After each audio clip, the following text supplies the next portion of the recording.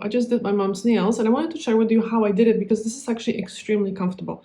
So I really, really like the Melody Susie lamp because it's cordless and you can just put it anywhere. You don't have to worry about the cables. Another really good thing that I discovered is to work over a corner of a table. I don't know, try it. It's really comfortable for me. So the reason why is because I sit here with my legs crossed and then the hand can go like this and then I can support my hand, and this is a perfect position. So, and I can go like this, and then when I need to work on the thumb, these ones are not touching the table either.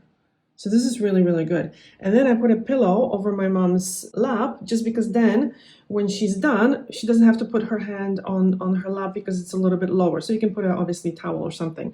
But this is a really, really good setup. And obviously make sure you have good glasses so you can see what you're doing. But this lamp is really, it's tiny, but it's very, very, it's nice and bright. It's perfect. As you can see, this hand is rested on my knee, which really, really helps.